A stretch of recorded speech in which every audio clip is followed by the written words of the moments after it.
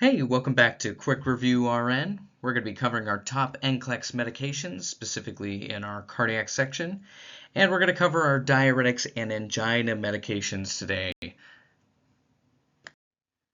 As a quick reminder to everybody, this is an NCLEX review.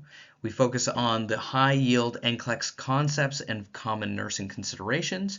However, it does not include every possible medication detail or NCLEX question topic. So make sure that you look at your own material that you're given, some of your other NCLEX resources, and make sure that you get all those extra little details that you need to insert into your knowledge base. Always continue studying from those different comprehensive NCLEX resources. All right, so on screen you've got our cardiac medication categories we're going to be covering over the next couple of weeks. Today we're going to be covering our diuretics and chest pain and angina medications. And then our last video was our blood pressure medications as well. So feel free to take a look at that if you'd like. All right, so let's get into our first medication. We're going to be getting into furosemide. Furosemide. And what kind of medication is this? It's a diuretic, specifically a loop diuretic. Okay? A loop diuretic. And so what that means, if we take a look at the picture here, we've got our little fur creature that's going down a tube on a water slide, okay? And so it's a fur creature on a slide, and furosemide, okay? And it's in the shape of a nephron, you can see. And where does the fur creature, where is he at, and where is he kind of falling off of the slide? He's falling off as soon as he's getting to the ascending loop of Henle. Okay, the ascending loop.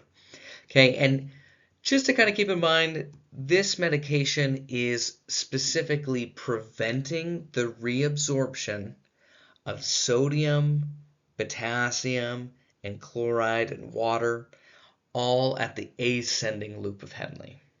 Okay, so it's preventing reabsorption of a bunch of our electrolytes, specifically in the ascending loop of Henle.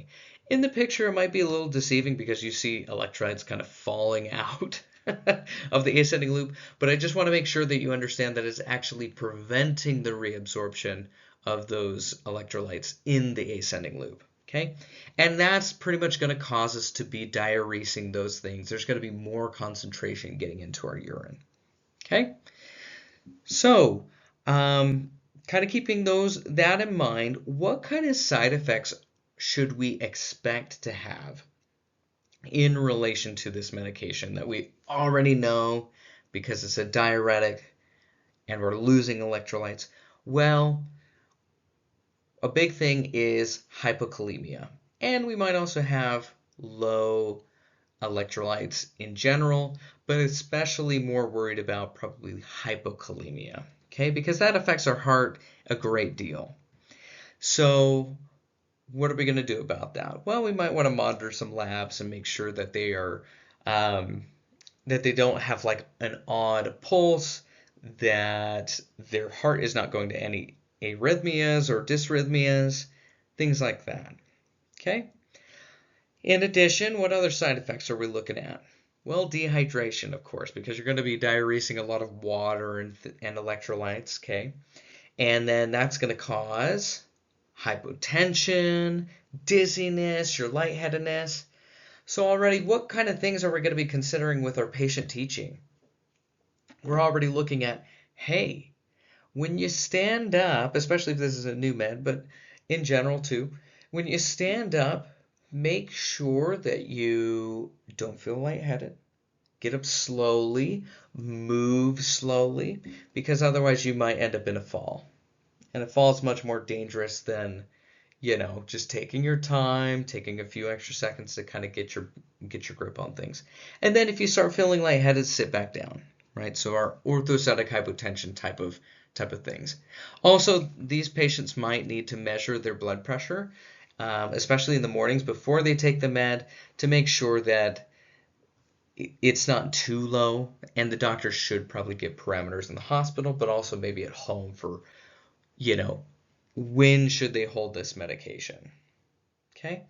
And then here's another NCLEX pearl as far as side effects, okay?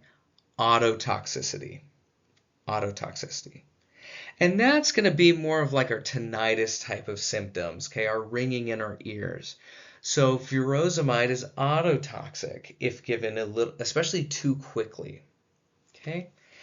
So I've actually seen a personal example of mine. I've personally seen a patient who, for some reason, they were really, really sensitive. And I think another nurse, if I believe, early on in my nursing, was pushing this medication. And I believe they were actually pushing over 4 minutes, but this patient might have been more sensitive or something. And they were pushing this medication, and it actually caused them to get a little bit of ringing in the ears. And so what we did was we stopped, and we pushed much, much, much, much, much slower. Safety first. We want to make sure that they are doing well. And they were responding well to that, so we felt comfortable kind of continuing to push slowly, slowly, slowly. But that is one of the side effects that you might see. And really what it comes down to with that is ototoxicity with furosemide works because it kicks in so quickly that it causes an electrolyte shift that actually can damage your ears. Okay? Electrolyte shift that can damage your ears. All right, so that's the big one I want you to make sure that you understand specifically for furosemide. That's much more common with that one. Okay? So when would you hold this medication? What specific things might make it contrary to give this medication? You're looking more at your severe dehydration, okay? Especially if you start noticing that the patient isn't urinating very much. Maybe you notice them going to the bathroom less often. Maybe you notice that a dementia patient, because this is a really good example, you might need to count their briefs that they have because they might not be able to tell you that, hey, I haven't urinated in a while. Okay? You also want to watch, if they have hypokalemia too or low electrolytes, you might want to check with the doc before giving these medications. And then also if they become very hypotensive, you might hold this drug as well. Okay? We talked about those side effects. The last thing here is what other considerations are we going to be doing? Again, taking blood to monitor for electrolytes, especially in the hospital, especially if it's dealing with something like heart failure or you got cardiac and renal on the same, side because they're regular wrestling over creatinine function versus, giving diuretics to take pressure off the heart. Okay? So there might be a balance there that you need to fulfill. So watching the patient, seeing how they're reacting, looking for any negative side effects, okay?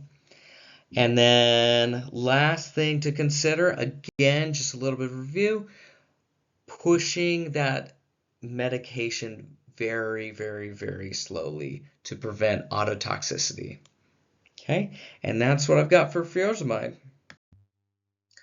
All right, we're going to be moving on to our second medication here. This is going to be my favorite name of a drug, hydrochlorothiazide, okay, or hydrochlorothiazide, you might hear too. This is my favorite because when you are taking patients' medical history and you're taking into account like, okay, what medications are you taking and things like that, and they start naming off some, and then they always get to like hydro something or other, and then it's pretty much a medication that nobody can say. So I say hydrochlorothiazide, and they're like, yes, that's the one. And so it's a difficult medication to say. You might also see it kind of abbreviated too as like HCTZ, okay? And so what kind of medication is hydrochlorothiazide? What type of class is it? It is a thiazide diuretic. Okay, thiazide diuretic. Okay, so the great thing about this one is what would we use this for? What's the indications for this? Well, we might use it for specifically high blood pressure. That's a really common use that we use it for. In addition, it might be great, just like other diuretics, for things like mild edemas, congestive heart failure, things like that. It also says here maybe some cirrhosis and nephrotic syndrome as well. And then in addition, we might use an off-label, for things like nephrogenic diabetes insipidus. So that's kind of interesting there. And then also, we'll get into one interesting thing about how this works, but this diuretic specifically is going to hold on to and reabsorb calcium. Okay, so if you have a condition where you're worried about excreting a lot of calcium, for example, like kidney stones, okay, like my wife, she's gotten multiple kidney stones in her past. This might not, or this might actually be the medication that would be great for her down the road when she gets older, because it keeps that calcium on board. It reabsorbs it to keep it out of the kidneys. Okay? All right, so getting into our picture here, we got a water slide, our hydrocolor slide or thiazide. Okay? And we've got multiple different color crayons. Our calcium or white crayon seems a little nervous about going down the slide, but you have a couple other electrolyte or colored crayons, such as our blue sodium, our yellow potassium crayon, and our green chloride crayon, who are excited to go down the slide. Okay, and they're going to go, and they're going to get past the loop of Henle, and then it's going to loop down in the distal convoluted tubule. Thinking back to our anatomy, where's that at? It's after the loop of Henle. Okay, it's after the loop of Henle.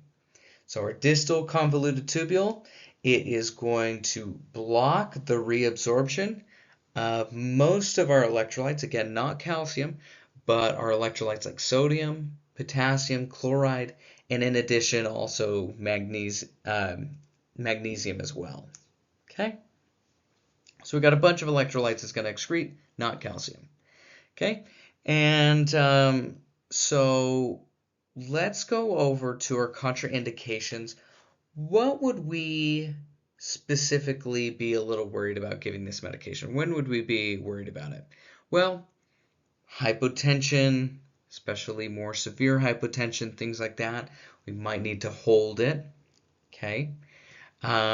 We might also hold it for, this is really interesting. Do you know anybody that's allergic to sulfa medications? Well, this is medication specifically may cause allergies with people that have a sulfa allergy.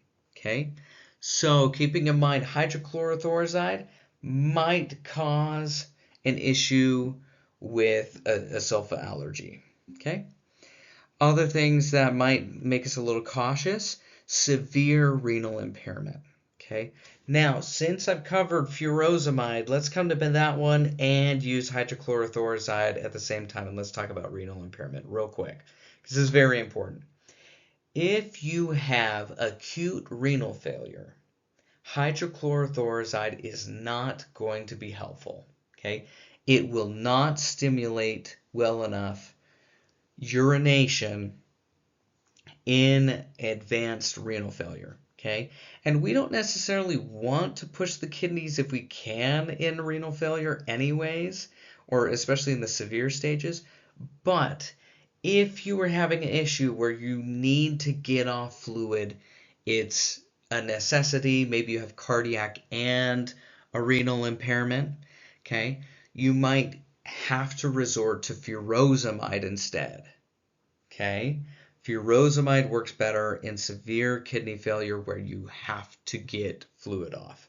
Okay? Hydrochlorothiazide is not that medication.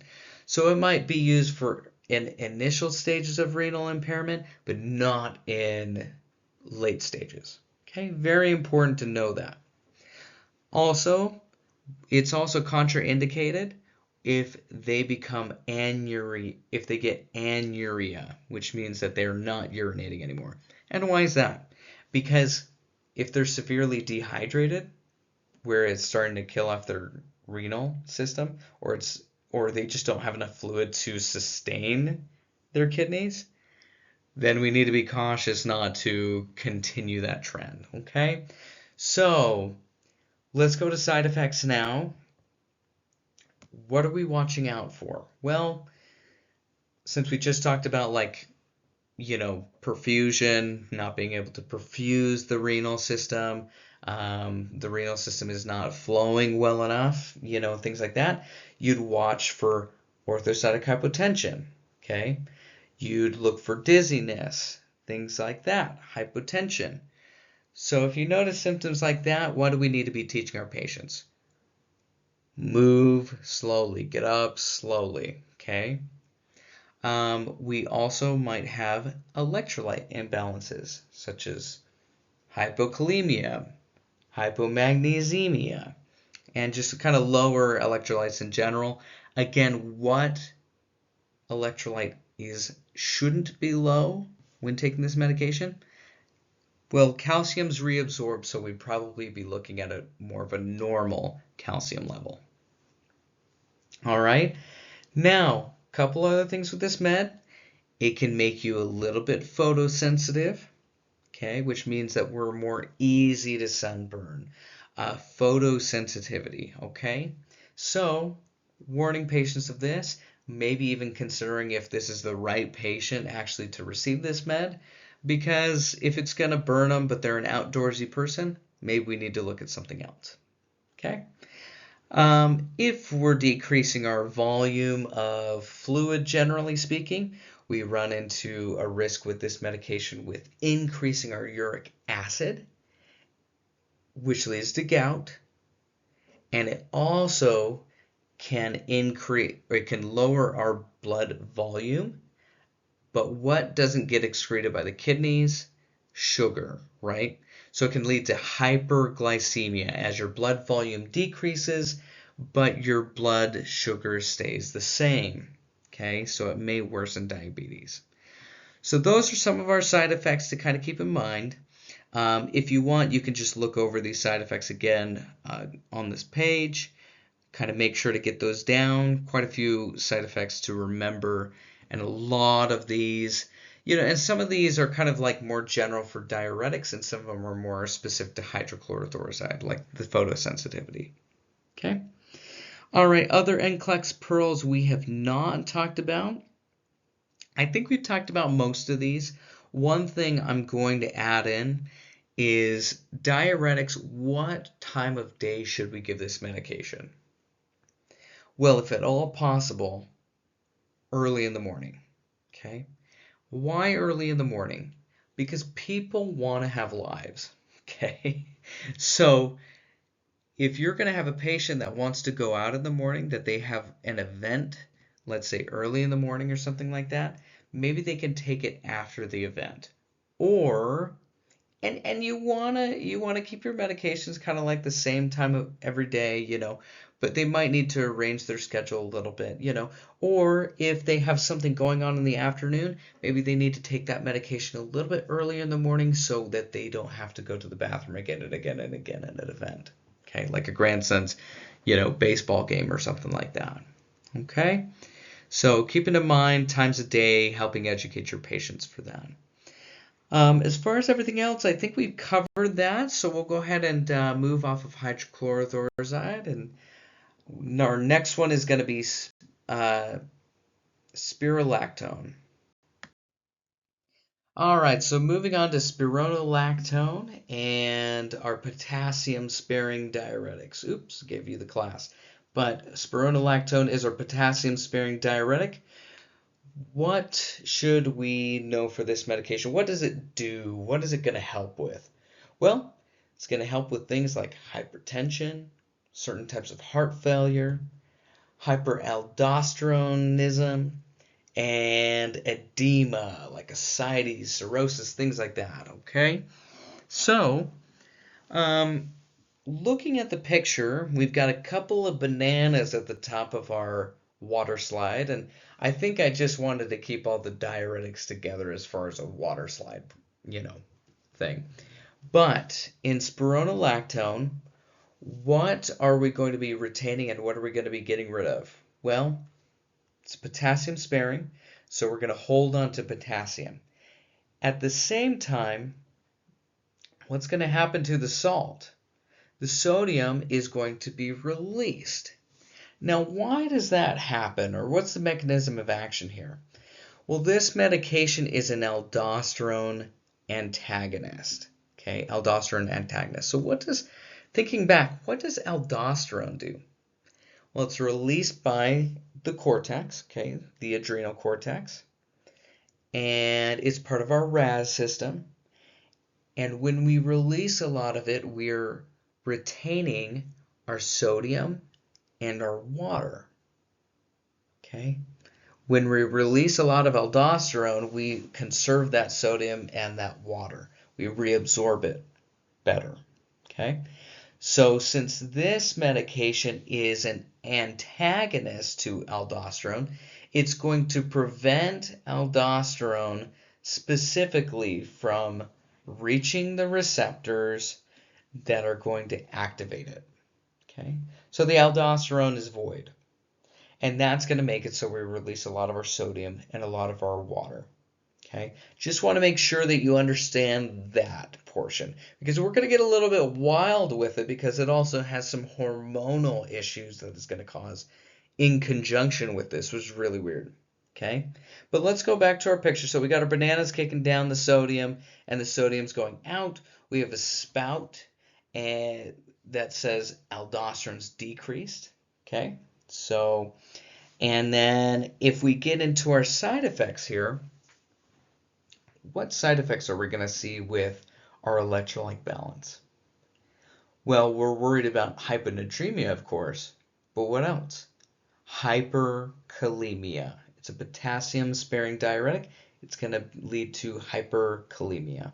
So we need to be careful of that. What's the biggest problem that we might have specifically related to increased potassium?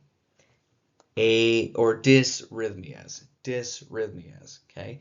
It can excite the heart a little too much. That can cause a lot of issues. Okay, so monitoring the heart, if we start getting those high potassium things, we want to check the blood regularly to make sure that potassium's not getting too high when they're taking this medication. Now, what goofy side effects are we going to run into with spironolactone? This is where things get a little tricky. So, I was looking into a little more depth, because for men, we have a very interesting side effect. Gynecomastia. Have you ever heard of that before? For men, gynecomastia. What that is going to do is that apparently is breast enlargement and tenderness that can occur for men. Okay, breast enlargement and tenderness.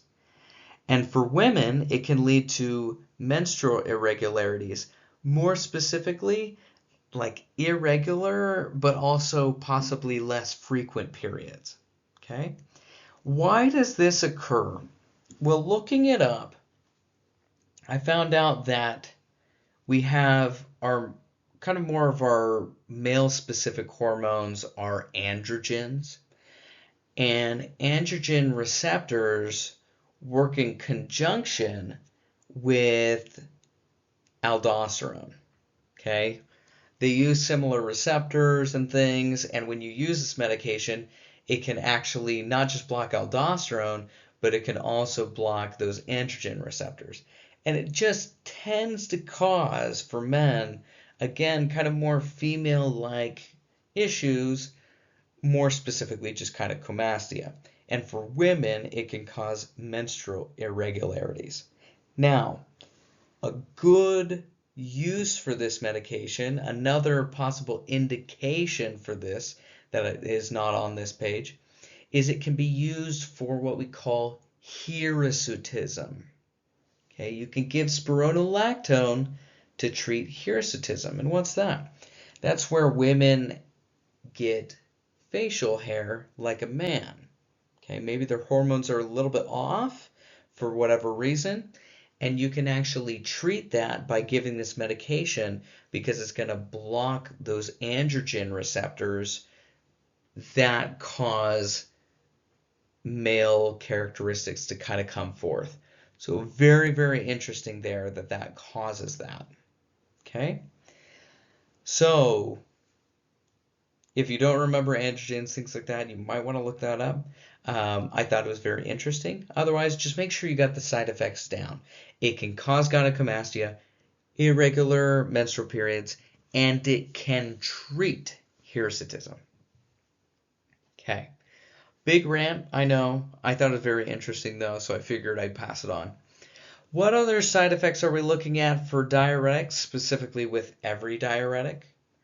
We're looking for hypotension, dizziness, lightheadedness, things like that. We're going to educate our patient to take their blood pressure before they take the med to make sure that they're not going to dump their blood pressure if it's already low. We are going to educate them to move slowly. Okay, moving slowly. All right. All right. As far as other things to know, our NCLEX pearls, we talked about we need to monitor for hyperkalemia specifically, but also just other electrolytes in general would be good. We can monitor renal function, especially with diuretics, to make sure that they're functioning well. This one's a good one. And you might see it for a lot of other blood pressure medications too that tend to hold on to potassium. Avoid potassium supplements and salt substitutes. Okay? Salt substitutes generally have potassium in them, and so you're going to accidentally increase your potassium. And then teach patients to avoid high potassium foods. And the interesting thing is we always talk about bananas with potassium. Bananas aren't really like the #1 potassium makers, so they say sometimes orange juice or oranges can actually be high in potassium. Tomatoes, potatoes, and also beans and some of our greens as well, like kale or spinach, things like that. So bananas aren't really the main culprit, but you might see bananas for related to potassium in a large sense. That's why I use bananas in the picture here. Okay, we can watch for dysrhythmias, especially if they already tend to be a little more on the hyperkalemic side. And also we might want to check, this is actually a good one for all of our diuretics. Daily weights or checking intake and output might be helpful, especially if you're in the hospital and you're specifically working with patients that you really need to check the renals and or their cardiac signs. Okay. All right, and that is what I've got for spironolactone here, our potassium-sparing diuretic. All right, so moving on to our last medication for the slides, we've got our nitroglycerin here. Okay, nitroglycerin. What class is nitroglycerin? It's going to be our nitrate vasodilator. Nitrate vasodilator. Okay, so what do we use nitroglycerin for? What's our indications for it? Well, we mainly or very regularly use nitroglycerin for angina, our chest pain. In fact, a lot of people are given nitroglycerin to go home with for episodes of periodic angina, okay, chest pain that they can treat possibly at home, but also in case. Okay, you can also get an IV, in the hospital and things for episodes to try to rule out certain things and try to give a patient some relief. Other indications are also ACS or MIs, also hypertensive emergency, and pulmonary edema. Okay, all right, so if we go to our picture here, what picture do we have with nitroglycerin? It is going to be our glitter night, our night that throws glitter. And we have a couple of tubes here that show our blood vessels, okay? And what we're going to do is we're going to throw this glitter to create a narrowed blood vessel and make it wide and open for blood flow, Okay, and you can see underneath underneath of the picture, there is a heart that's gasping for air. He's tired. He has increased oxygen demand. Okay, represents angina and ischemia.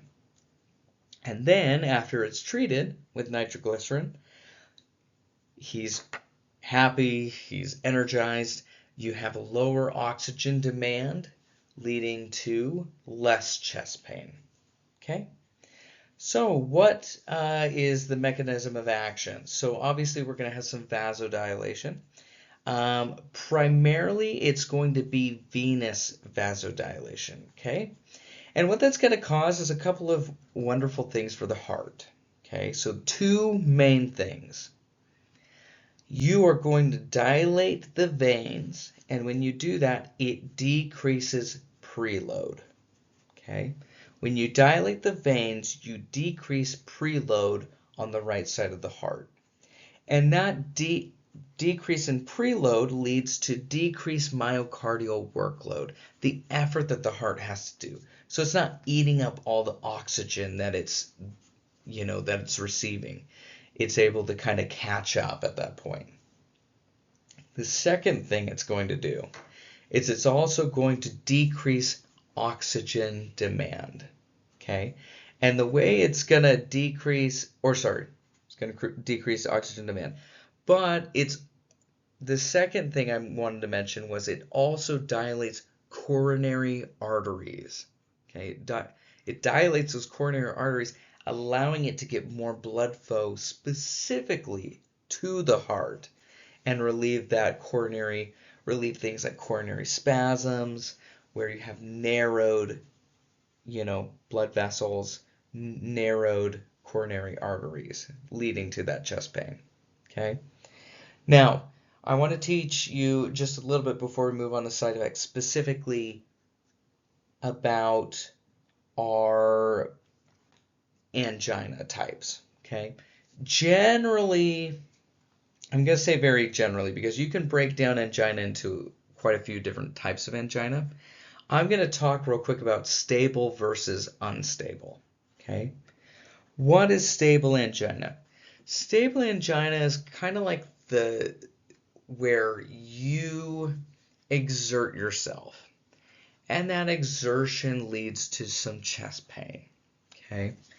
And you take a break after you notice that chest pain, and as you're resting, that chest pain starts to improve. You start to feel a little bit better. The pain and discomfort eventually go away over time. Okay? However, there's also unstable chest pain or unstable angina.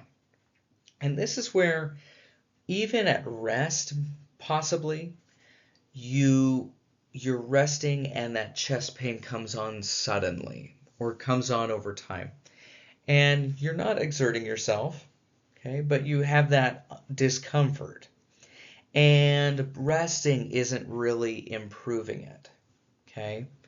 And maybe even you try using nitroglycerin and it may or may not help a little bit, okay? So that's unstable, okay? When we have unstable, you're more likely to have more 911 calls, your visits to the ER. You probably need to take it more as like an emergency than stable types. Stable types, you might be more prone from this, and your cardiologist might make it more known to you that, hey, you get these episodes of angina, or hey, this is new, but you might experience it more often over time. So here's a medication, nitroglycerin. This is when you want to use it. When you're exerting yourself, and again, this is with stable. When you're exerting yourself and you get this chest pain, go ahead and take a nitroglycerin. And then it might help with your pain, and it usually will.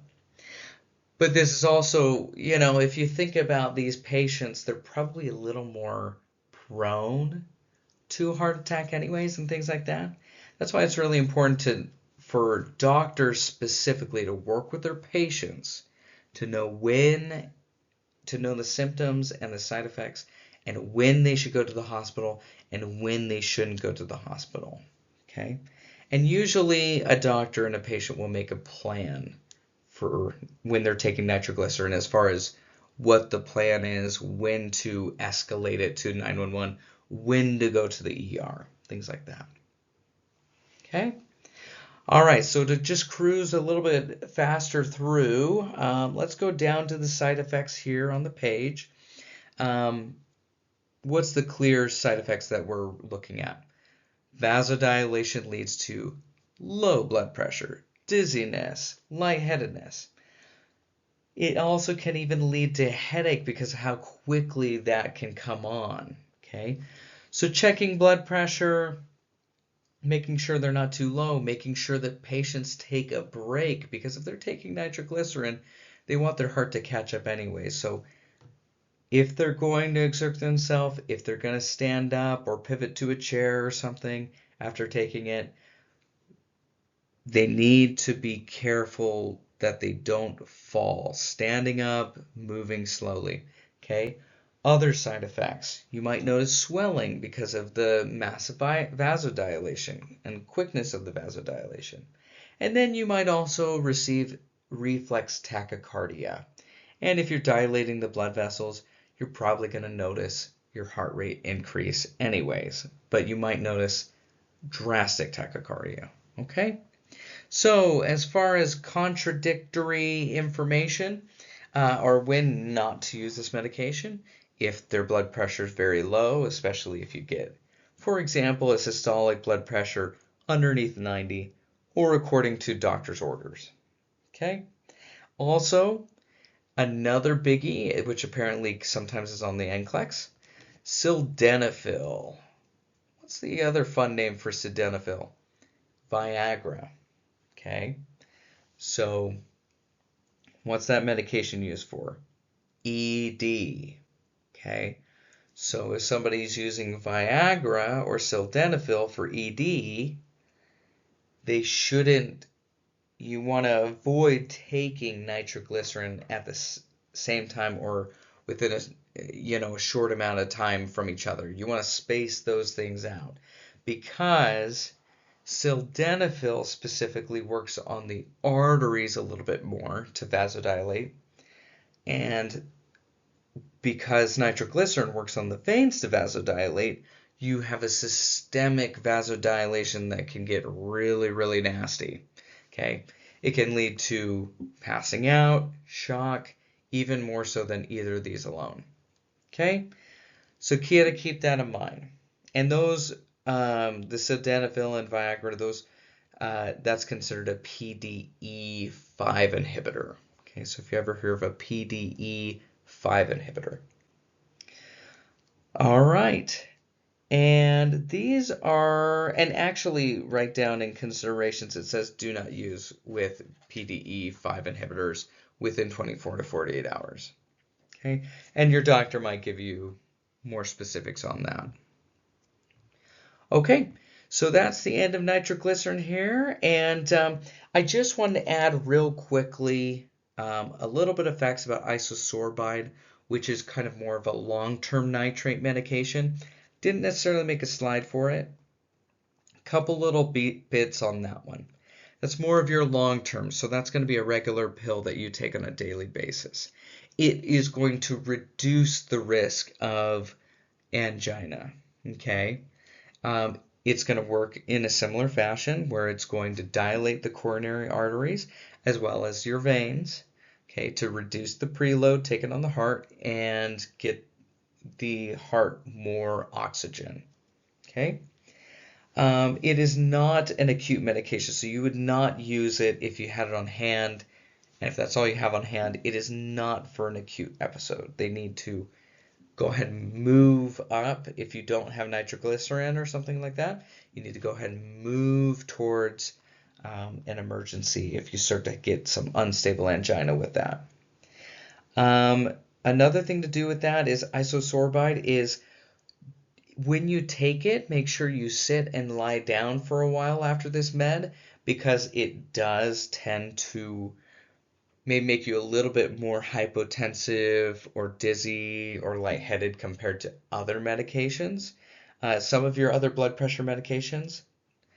So kind of keeping that in mind. Again, you're working with orthostatic hypotension, things like that. Um, yeah, so, and actually that's probably what I got for you on isosorbide. So that's more the long term. Nitroglycerin is more of like your acute. We're going to go ahead and move towards an action. So those are our nitrates. All right, guys. So that's the end of our video today. Again, going over the diuretics and also the chest pain and angina medications for the NCLEX. In addition, we've gone over blood pressure medications in our last video. Go ahead and check that out if you'd like. And then these other medications we're going to be continuing over the next few weeks to cover. Okay, so you can kind of keep an eye out on anything that you want to know a little bit more about, anything that you're hoping for a really good visual to help you memorize and get down some of this information, things like that. All right, guys, so quick favor, just last thing. Feel free to comment below if you have any other NCLEX pearls you would add to any of these medications. I know that we're getting a lot of information from different teachers, instructors, and different learning materials. So if there's anything that I missed that you feel like, would be useful to put in the comments for anybody else, feel free to comment below. Also, if you've seen any of these medications used in the real world and you've had any patient experiences on maybe some of the odd side effects and things, feel free to comment below too. Thanks for paying attention, and we'll see you in the next video.